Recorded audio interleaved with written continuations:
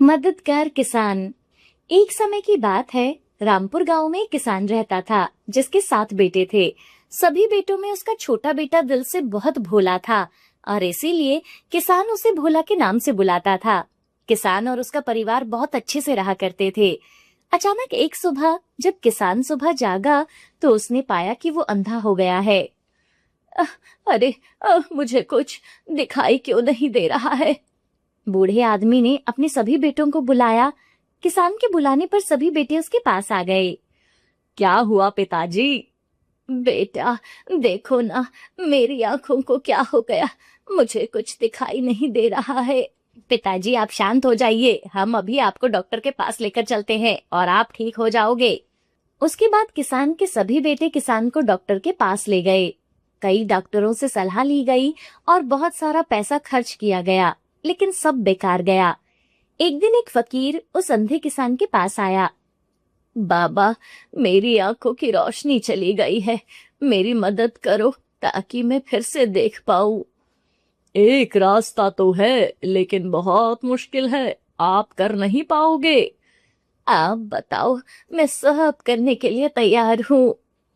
अगर किसी खास मछली की आंखों की राख का इंतजाम करके उसकी आंखों में लगाया जाए तो आप फिर से देख पाएंगे। किसान अपने सभी बेटों को बुलाता है और उन्हें उस खास मछली की आंखों की राख लाने को कहता है। सभी बेटे एक दूसरे का मुंह देखने लगे। मुझे तो खेत में बीज बोने के लिए जाना है पिताजी। मुझे तो खेतों की सिंचाई करनी है। मुझे अपने दोस्तों के साथ कहीं शादी पर जाना है। ऐसे ही सभी बेटों ने बहाने बनाने शुरू कर दिए। बड़े बेटे ने अपने पिता को सलाह दी कि वो सबसे छोटे बेटे को इस काम के लिए भेजे। बेटा, ये काम तुम्हें करना होगा। मैं आपके लिए ये सब कुछ करूंगा पिताजी। बूढ़ा आदमी बहुत खुश हुआ। वो दूर समुंदर की ओर निकल पड़ा। रास्ते में उसे कई मुश्किलों का सामना करना पड़ा, लेकिन उसको पक्के इरादे और हिम्मत का फल मिला। वो अपनी मंजिल तक पहुंच गया। जब भोला ने पानी से मछली को बाहर निकाला तो वो चिल्लाई, हे समझदार इंसान, कृपया मुझे वापस समुद्र में डाल दो। मुझे बताओ तुम्हें क्या चाहिए। मैं तुमसे वादा करती हूँ कि अगर मैं अपना वादा पूरा नहीं कर पाई तो मैं तुम्हारी मर्जी पर रहूंगी। मुझे तुम्हारी आंखें चाहिए। भोला ने मछली को पूरी कहानी सुनाई और ये भी बताया कि उसे आंखों की जरूरत किस लिए है। अगर तुमने मेरी आंखें निकालने का पक्का इरादा कर लिया है तो मैं तैयार हूँ, लेकिन अगर मैं अपनी आंखें खोए बिना तुम्हारे पिताजी की आंखों की रोशनी वापस ला दूं, तो क्या तुम मेरी जान बख्श दोगे? ये कैसे मुमकिन है? अपने हाथ में थोड़ी सी रेत लो और उससे मेरी बंद पलकों को छुओ। वही रेत अपने साथ ले जाओ और उससे अपने पिताजी की बंद पलकों को छुओ। उनकी आंखों की रोशनी वापस आ जाएगी। मैं तुम्हारे पिताजी की अच्छी सेहत के लिए दुआ करती हूँ। अपने मुश्किल समय में मुझे याद करना, हो सकता है मैं तुम्हारे काम आ सकूं। उसने भरोसा दिलाते हुए कहा। ठीक है, मैं तुम्हें जाने दूंगा, लेकिन अगर मेरे पिताजी की आंखों की रोशनी वापस नहीं आई तो तुम्हारी जान नहीं बख्शी जाएगी। ये सिर्फ एक खाली धमकी नहीं है। मेरा मानना है कि इंसान को अपने शब्दों का मान रखना चाहिए। ऐसा कहकर भोला अपने साथ वो रेत घर ले आया। बेटा, क्या तुम राख ले आए? हाँ पिताजी, मैं ले आया हूँ। जैसे ही पिता की पलकों को रेत से छुआ गया, उनकी आंखों की रोशनी वापस आ गई। पिताजी बहुत खुश हो गए। बेटा, बेटा मैं देख पा रहा हूँ। बाकी 6 भाइयों को ये अद्भुत खबर मिली और वे दौड़कर अपने पिताजी के पास पहुंचे। बड़े भाइयों को अपने सबसे छोटे भाई से जलन होने लगी। उन्हें डर था कि पिताजी की संपत्ति का वारिस वही बनेगा। धन्यवाद हे प्रभु, आपने हमारे पिताजी की आंखों की रोशनी वापस लौटा दी। लेकिन प्यारे पिता, क्या मैं अपने सबसे छोटे भाई से पूछ सकता हूँ कि मछली की वो आंखें कहाँ हैं जिनकी आपको जरूरत थी? इसने तो आपकी पलकों को बस रेत से छुआ है। ये तो महज एक इत्तेफाक है कि आपकी आंखों की रोशनी वापस आ गई। ऐसा भी तो हो सकता था कि रेत के छूने से आपको चोट लग जाती। बाकी भाई भी उसके साथ खड़े हो गए। उन्होंने अपने पिता पर जोर डाला कि उस लड़के से मछली की आंखें लाने को कहा जाए। उनकी योजना कामयाब रही। उस नेक बेटे को बेईमानी के आरोप में घर से निकाल दिया गया और उसे अपमानित होना पड़ा। उसने घर छोड़ दिया और बिना किसी मंजिल के भटकने लगा, क्योंकि उसके पास जाने के लिए और कोई जगह नहीं थी।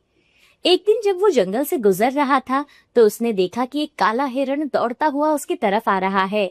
वो छोटा जानवर उसके पास आकर खड़ा हो गया और कांपती हुई आवाज में बोला, प्यारे साहब, शिकारी मेरे पीछे पड़े हैं, कृपया मुझे बचा लीजिए।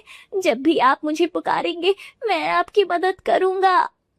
भोला को हिरन पर दया आ गई। इस खाई में चले जाओ, मैं तुम्हें घास और पत्तों से ढक दूंगा। जब वो चले जाएंगे तो मैं तुम्हें वापस बुला लूंगा। हिरन ने उसकी सलाह मानी। जब शिकारी वहां आए तो उन्होंने उससे पूछा, क्या तुमने इस तरफ कोई हिरन देखा है? हिरन? वो क्या होता है? अरे ये बेवकूफ तो जानता ही नहीं कि हिरन किसे कहते हैं। जल्दी करो, कहीं ऐसा ना हो कि हमारे हाथ से मौका निकल जाए। ऐसा बोलकर वो शिकारी आगे बढ़ गए। अब बाहर आ जाओ, वो चले गए हैं। तुम्हारा बहुत बहुत धन्यवाद।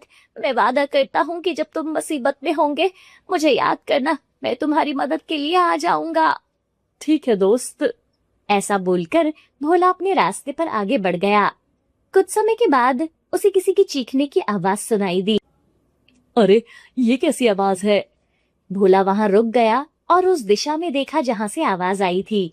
उसने पाया कि कुछ शिकारी एक सियार का पीछा कर रहे थे और सियार भागता हुआ भोला के पास आया और मदद के लिए बोलने लगा, मेरी मदद करो, मेरे पीछे शिकारी पड़े हैं। मैं वादा करता हूँ जरूरत पड़ने पर तुम्हारी मदद करूंगा।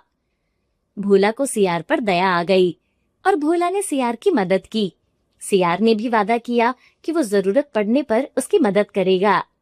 भोला कई दिनों तक यूं ही भटकता रहा। वो थका हुआ और भूखा था और थोड़ा आराम करना चाहता था। उसे एक अजीब सा महल दिखाई दिया। उसने महल के अंदर जाकर उसके मालिक से मिलने का फैसला किया। वो महल एक राजकुमारी का था जो बहुत सुंदर थी। वो एक जादुई शीशे के लिए मशहूर थी। वो शीशे में सब कुछ देख सकती थी। उसने ये ऐलान कर रखा था कि वो उसी आदमी से शादी करेगी जो जादुई शीशे में अपनी परछाई दिखाने से बच जाए, लेकिन अगर वो शीशे में दिख गया तो उसका सिर काट दिया जाएगा। भोला ने महल में कई नौजवानों की खोपड़ियां देखी जो इस साहसी काम में नाकाम रहे थे, लेकिन वो डरा नहीं। वो बिना किसी डर के राजकुमारी के पास गया। राजकुमारी, मैं तुम्हारी हर चुनौती को मानने के लिए तैयार हूँ। क्या? सच में? जी राजकुमारी जी। ठीक है, तो क्या तुम्हें सब शर्तें पता है? हाँ, मुझे पता है। ठीक है, आज रात खुद को छिपा लेना। राजकुमारी की आवाज दो धारी खंजर की तरह तेज थी। रात को भोला समुद्र के किनारे गया और मदद के लिए मछलियों को बुलाया। उनमें से एक मछली आई। बोलो, मैं तुम्हारी कैसे मदद कर सकती हूँ? भोला ने सारी बात मछली को बताई। जरूर जरूर, मैं तुम्हें अपने पेट में छिपा लूंगी और समुद्र की गहराई में चली जाऊंगी। उधर राजकुमारी ने आईना उठाया। उसने उसे हर दिशा में घुमाया। आखिरकार वो उसे ढूंढने में कामयाब हो गई। अगली सुबह जब वो नौजवान आया तो राजकुमारी ने उसे उसकी छिपने की जगह बता दी। राजकुमारी एक पल के लिए रुकी और बोली, खैर, तुम एक दिलचस्प इंसान लगते हो। मैं तुम्हें एक और मौका देती हूँ। इस बार वो नौजवान जंगल में गया और हिरन को आवाज दी। नमस्ते मालिक, मैं आपके लिए क्या कर सकता हूँ? हिरन ने पूछा। भोला ने हिरन को सारी बात बताई। पूरी कहानी सुनने के बाद, मालिक, मेरे सिंघों पर बैठ जाइए, मैं आपको दूर दराज की पहाड़ियों पर ले चलूंगा। ठीक है। अगली सुबह राजकुमारी ने उसे बताया कि वो पहाड़ियों में छिपा हुआ था। तुम्हें एक और मौका देती हूँ, लेकिन ये मौका आखिरी होगा, समझे? राजकुमारी ने भोला को चेतावनी दी।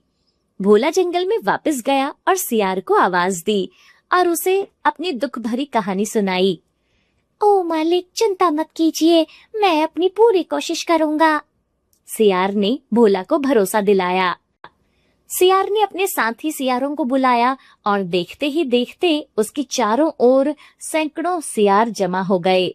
सियारों ने आपस में सलाह मशवरा किया।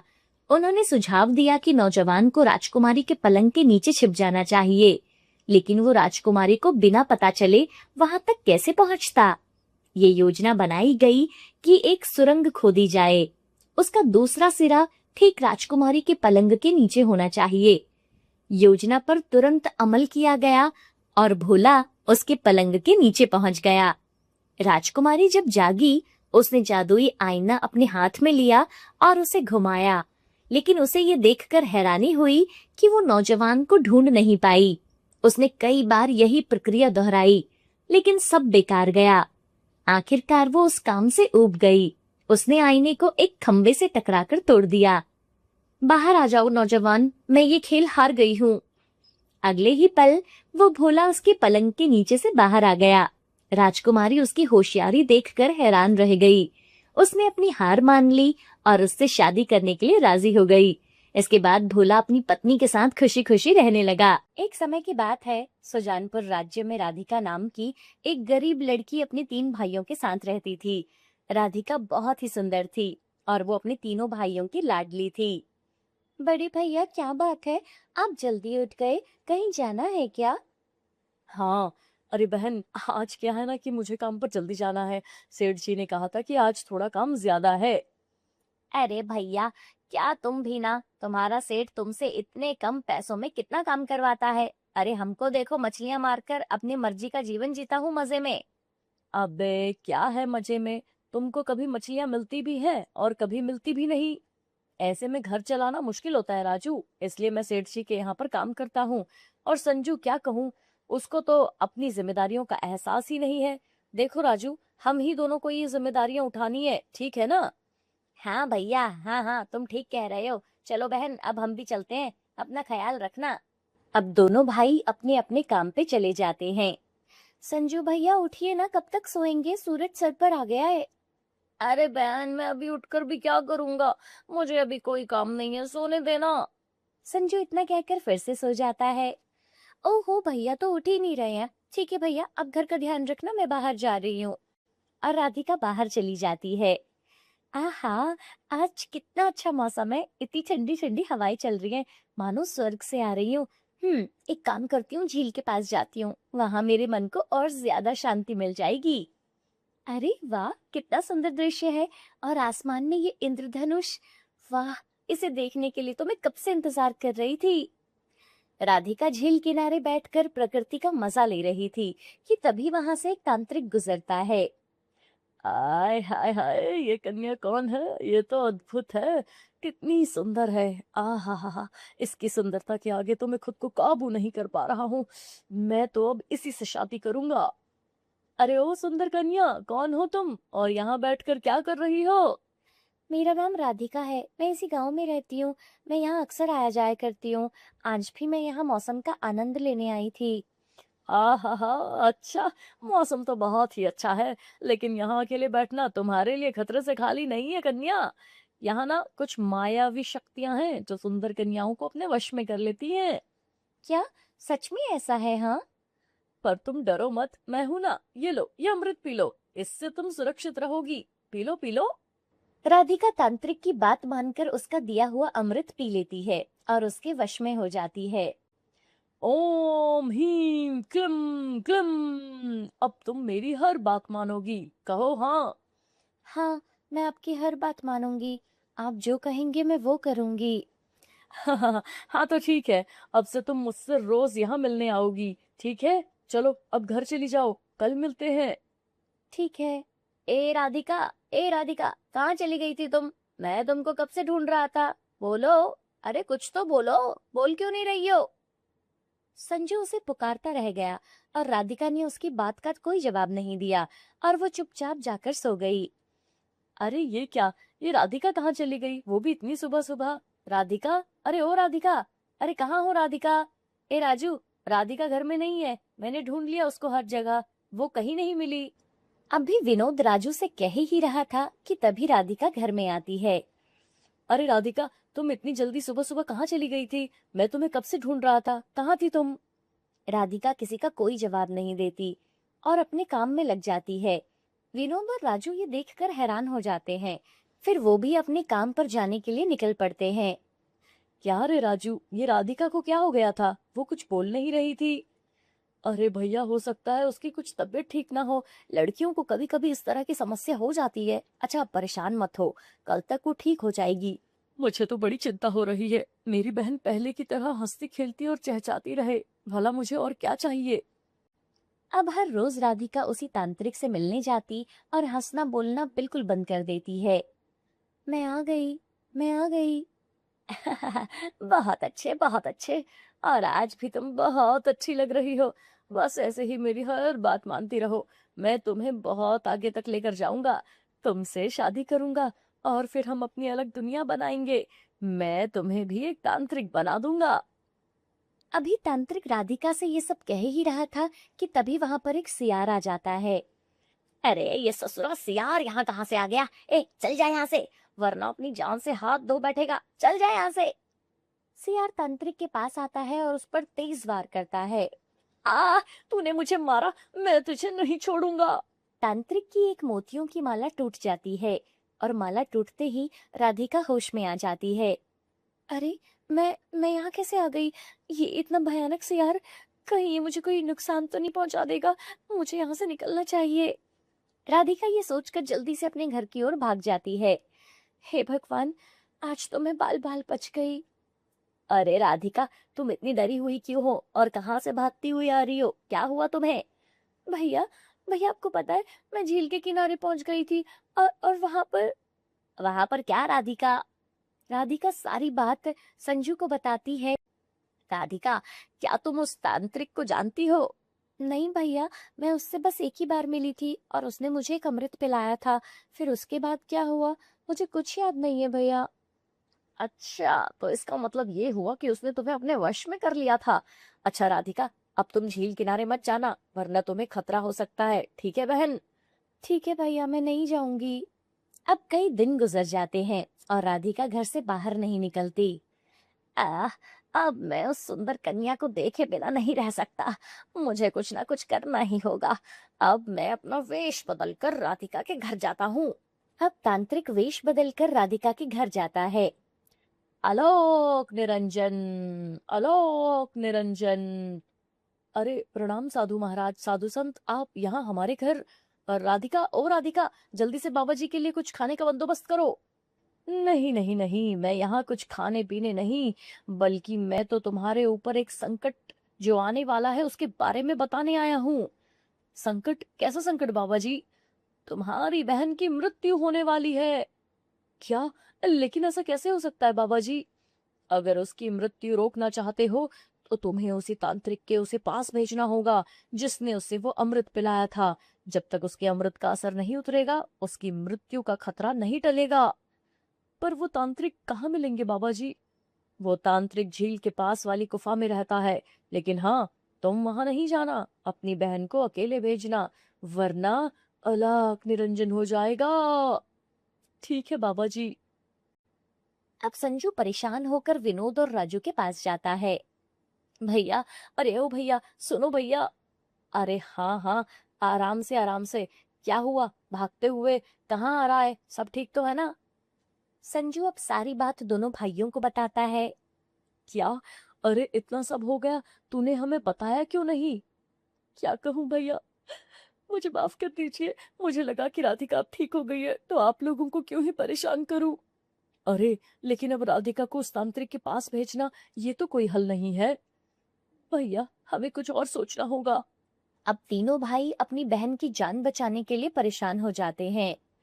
मैं तो सोच रहा था कुछ सालों में राधिका की शादी कर दूंगा, पर क्या पता था कि इतना बड़ा संकट आकर खड़ा हो जाएगा। अरे भैया, आप चिंता मत कीजिए ना, हर मुश्किल को हल करने का कोई ना कोई उपाय तो जरूर ही होगा।